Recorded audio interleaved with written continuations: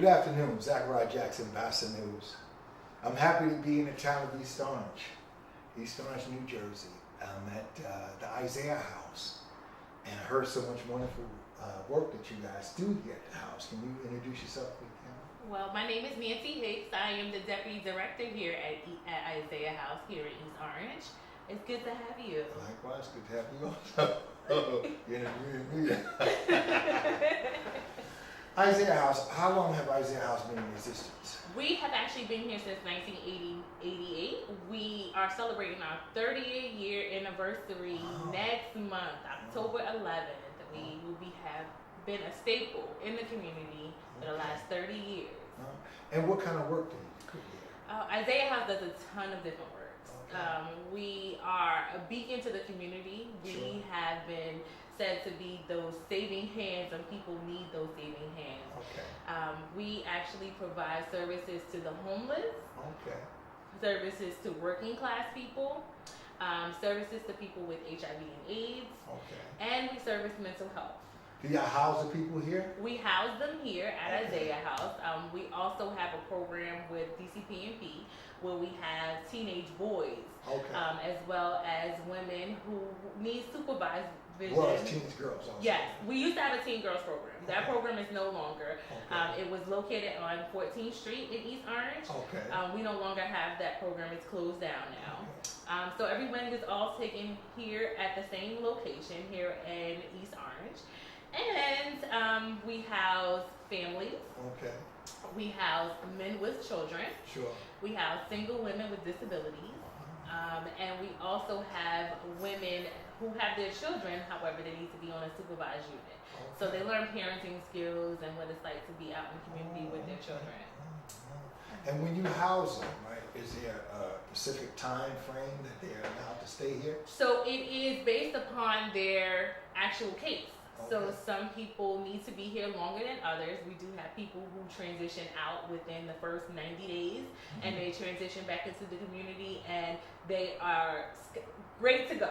Okay. But then we have some people who may need a little bit more care, and so they're here for up to a year at a time based on their situation.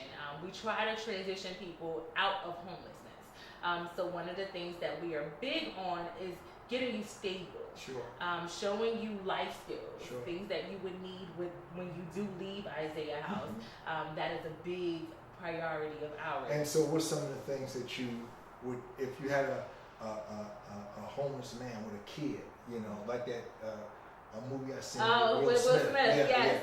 Yeah. You know. So in a situation like that, we would bring excuse me, have you had those kind of situations? we have had situations like that, and what we do is we'll bring the father and the child in. We provide 3 meals a day, breakfast, lunch, and dinner. Sure. Our kitchen, which I actually supervise, is actually wonderful. Okay. We have a bunch of caring staff here who not only empathize with the people, they understand the situation that they're going through.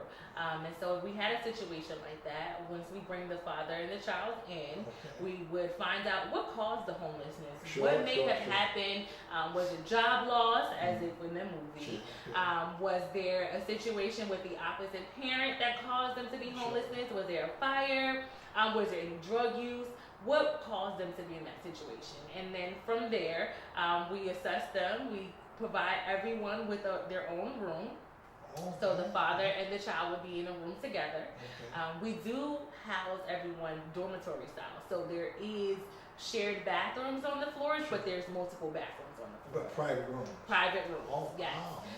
And because we serve you breakfast, lunch, and dinner, we try to help you budget your money. So when you step out of here, you also not only have enough for an apartment or a housing unit that you're moving into, you also learn budgeting skills. Now, where would your money come from? So a lot of people that live here are actually working class people. So they have jobs. And it's just that something may have happened, let's say a fire happened, death happened, someone left and then they weren't able to sustain themselves on their own. So while you're here, you're saving your money because we can provide you with all the toiletries that you need. So what do you do to ensure that, you know, because that's such a emotional area, if you will, with money saving and things of that nature. A lot of times if a person if you save them here, they spend over here. Right. So how do you budget that? Do you monitor what they bring in here? So we monitor what you bring in. Okay. We ask for bank statements. We try to set if you don't have a bank account, because you'd be surprised. A lot of people don't trust banks or they don't utilize the banking system. So we teach them how to do so. And this is how much you can save. Yes, you might have little things that you want to buy, but it's a priority. There's difference between wants and difference between needs. Okay. And those are the things we try to make sure that the clients that are here understand. We try to provide them also with clothing. We have great donators that donate to Isaiah House. So people will donate clothing, they donate toiletries. So pretty much anything you need, we can provide. So do you take donations? Can someone just come up and bring some here, or how does that work? So we have a donations coordinator. Her name is Miss Anderson. What the person would just need to do is call her, because of the limited space that we have here. We try to take the stuff that we need and we know that can get directly to the client, because that's who it's for. So we try to make sure that whatever comes in is going directly to the people who need it, so that we could get something else later on. Correct. And we also have back to school supplies. We had a great number of people who donated some back to school supplies, so that the children in the building and even the teenagers, they had notebooks, they had pencils, they had pens, all of these things, so they could go back to school. We try to help everyone to be in a normalized environment. If you noticed when you came here, there was no sign on the door. No. So it looks like I a didn't know regular. that it was actually. I was asking people, is this Isaiah House? Look like a regular building. And we do that on purpose because we want to make it look as normal as possible. Yeah, because when I got the address, so I drove in a GPS said, this is it. This is it. And I remember blocked 3 or 4 times. You would never know. Where's the sign? Yeah, so we make magic happen in here. And we try to make sure that it looks like an apartment building, because kids get dropped off from schools and people ride past and you're like, oh, is that a shelter? But you would never know it based upon our fees. And we do that on purpose, and it's to make everything seem really normal. Now, is this your only facility here? This is our only facility here. Okay. We have 4 different floors here. We also have a daycare here as well, which is provided for the clients that live here. So then that way they have somewhere to bring their child while they go out, if they need to find employment, if they have to go to school, if they have to do all the other little things, doctor's appointments, we provide daycare services for them as well.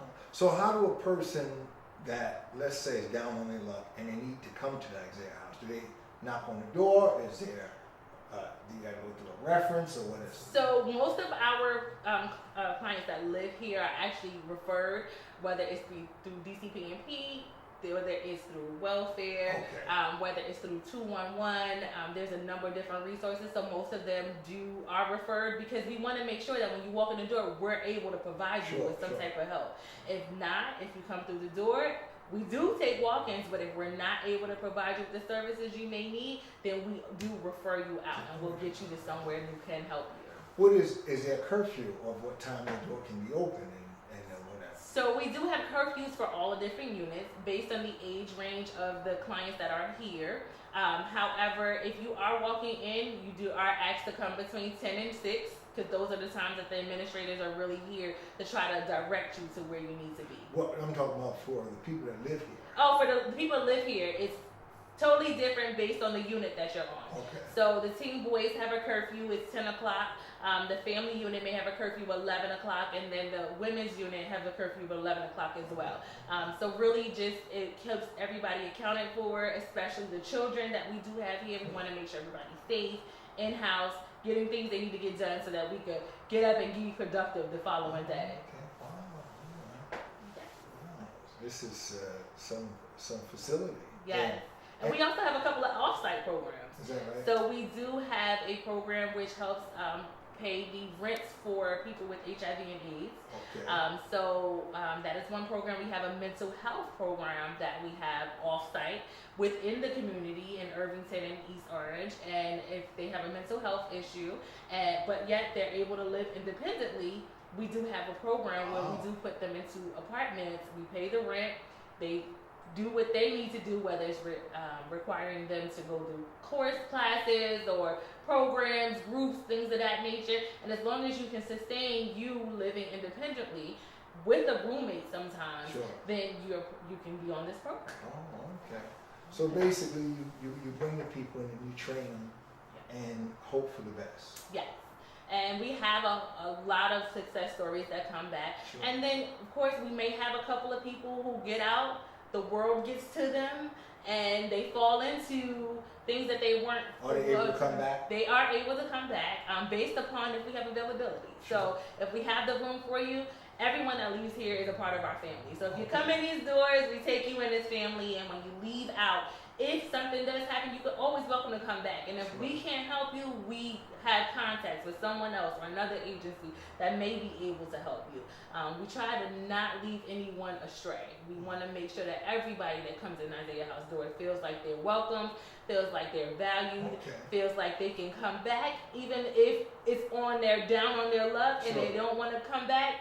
We want you to feel like you can, because we want to see you thrive and succeed, and that's what we always look forward to. Well, let me ask you this: what drives a person like yourself to become involved in this? Is it, emotional? Do you go through, after you leave here, do you have to come down from this, or?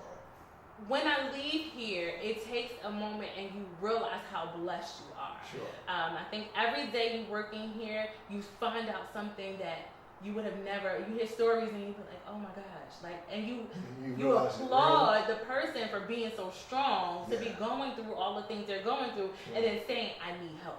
One of the things that a lot of people we find, they don't ask for help. Sure. And you could be going through, and all it takes is just you saying, I need help. I can't do this by myself. I think that we're raising a macho culture. We don't talk about help, but when we cry out, and sometimes it's too late. Yes. Yeah. But people who come here, they come just in the nick of time. And even when you think it's too late, somebody always has another solution. Wow. So being here, you also have to be compassionate to the population that you work with. And don't take anything personal. Sure. Because people go through all kinds of things, and they may say certain things to you that you say, oh no, you're not going to say this to me. But it's what they're going through. It's what they're feeling. And you have to be able to sympathize with what they're feeling and then help them move past that. So working here is truly rewarding, especially when you see the success stories and when you see them come back and the kids are like 10 and 12 years old, and you're like, oh my God, I remember when your mom was pregnant with you, and look how amazing things have turned out. This year we're doing our 30th anniversary, so we have a few heroes that we are recognizing, which are clients that left here, went back out to the community, and became very successful afterwards. So we applaud ourselves and applaud our clients on the things that they're doing. We have some amazing workers here. Wow. And you have a staff of how many? Right now we have about 60 people. Wow. But we're a 24-hour agency. Okay. So there's always something going on. We have a food pantry, which we give out to the community. We don't ask you any questions. You can come in, you can get a food bag. For example, if you just need to get through this week, and you don't have no questions. As long as you have an ID and you can say that you're you, then you can get a food bag that basically says, and it's built for a family of 4. Okay. We provide you with a meat. Sure. We provide you with breakfast. Yeah. We provide you with at least lunch and dinner for at least 3 to 4 days, just to get you through until you can come. And is that bag given out every day? So the bags are given out on Monday, Tuesdays, Thursdays, and Fridays. Oh, that comes so we're just not open on Wednesday. But we do provide services for the community, and it doesn't necessarily, we don't have any income requirements. Wow. You don't need to show us anything more. We just want to be out here, and I tell people there's no way that Isaiah House has food and there's someone that's going to be hungry. If you come here, we will feed you. Sure, Even if we have a little bit of food, we will make sure that you're fed. Well, one of the most important meals, the more popularized meal during the year is Thanksgiving. What do you guys do special for that? So we have turkeys. We have a bunch of people. Again, we are so grateful to our donators. We have people who donate turkeys to the agency, and then we have our cook who cooks them, and he makes a great, fantastic Thanksgiving dinner for that day. Usually he'll have macaroni and cheese. We'll get some fresh produce, and he'll make a meal with that. And then if there's someone out in the street that does want it, all they have to do is come to security guard and just tell them that they are hungry, and we put them up a plate, make them a plate, and they can either eat it downstairs or they can eat it to go. Wow. Yes. You can't get any better than that. Yes. And But no questions no asked. questions asked. Wow. And this is in East Orange, New Jersey. This is in East Orange, yes. Oh, Yes, okay. so we try to remain a beacon to the community itself, and we have a lot of community partners that we work with because our success also is based upon who helps us, because we can't do everything. That's right. We work with Salvation Army, the YMCA, 50 South Clinton. There are tons of different agencies within East Orange that we connect with to help people. Do you connect with the agencies like in Newark also? Yes, so That's we all. work with them as well. Okay. There are tons of different team management programs that we work with as well that provides group services for some of our clients. Oh, okay. And we try to get people just back on their feet. People Sure. with the same compassion as we have for the community that want to see people strive and survive. Those are the people that we work with to try to make things happen. Wow. Okay, well, you heard it. Here at That's a Isaiah whole lot. House. And it's a good program. I heard a lot about Isaiah House also, and that's one reason why I wanted to come over and interview. How would someone reach you guys by telephone? So our telephone number is 973-678-5882.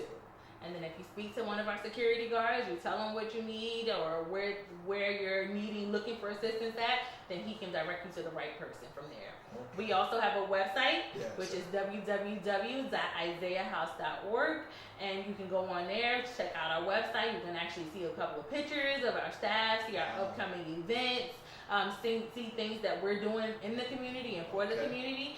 And you can check us out there. And we also have a Facebook page. Oh, you have a Facebook Yes, page? we have a Facebook page. Okay, I gotta be friendly. Yes, you gotta make sure you friend us. Yes, yes. But that also shows us some of the people who have donated to us, provided us with services, given us things, and then some of the events that we have here at Isaiah House. Oh, okay. All right. Well, you heard it. Yes. So there's no excuse not to reach out. There's If no there- excuse. if there's a need, you guys basically can answer that. We can answer it. You're Or the if big we one. don't have the answer, You we figure will out. get the answer Okay. for you. And you will make sure that your needs are taken care of. All right. And you said you were a good interviewer. Yes. Okay, Zachariah Jackson at the Isaiah House in East Orange, New Jersey. Basa News. Goodbye. Bye.